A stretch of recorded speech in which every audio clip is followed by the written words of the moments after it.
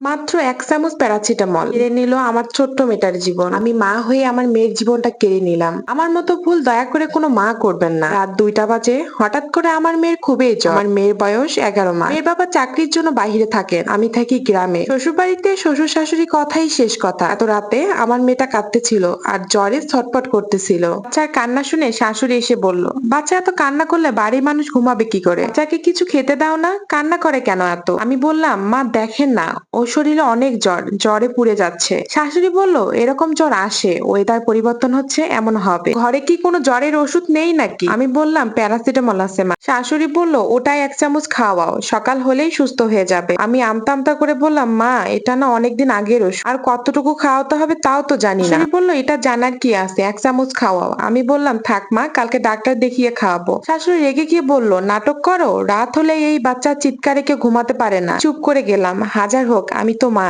আমার বাচ্চা ওষুধ খেতে চাইতো না। পরে আমার শাশুড়ি এক প্রকার জোর করে আমার মেয়েকে ওষুধ খাওয়ালো। পরে আমার মেয়ে অসম্ভব রকমের চিৎকার করে কান্না করতে থাকলো। শাশুড়ি বলতেছে, কিচ্ছু হয়নি। তিনি আমার কোল থেকে আমার মেয়েকে নিয়ে উপরের দিকে ঝাঁকাচ্ছিল। কিছুক্ষণ পর আমার কলিজার ধন ছটফট করতে করতে দিনের জন্য ঘুমিয়ে গেল।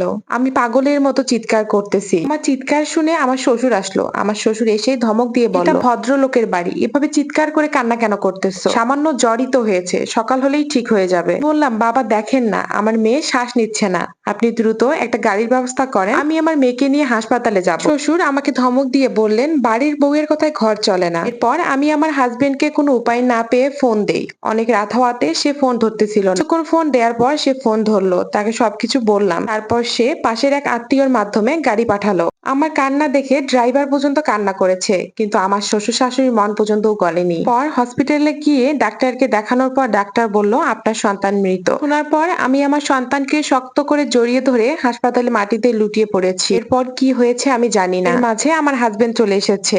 আমার হাজবেন্ডের কাছে পরে জানতে পারি, কান্নারত অবস্থায় প্যারাসিটামল দেওয়ার কারণে প্যারাসিটামল কিছুটা তার ফুসফুসের মধ্যে চলে গিয়েছে। পাগলের মতো ছিলাম বেশ কয়েকদিন। আমার সন্তানকে মাটি দেয়া হয়েছে। আমি শেষবারের মতো দেখতেও পারিনি। কলিজার টুকরো সন্তানকে ছাড়া আমি কখনো একটা রাতও কাটাই। এখন আমি তাকে ছাড়া দিনের পর দিন পার করছি। কেউ আমাকে আর মা বলে ডাকে না। শারীরিক অবস্থা খারাপ হওয়ার কারণে আমাকে আমার বাবার বাড়িতে রেখে আসা হয়েছে। এই স্টোরিটা নেওয়া হয়েছে এক অসহায় আপুর জীবন থেকে। কেমন হয়েছে সবাই কমেন্ট করে জানাবেন। ধন্যবাদ।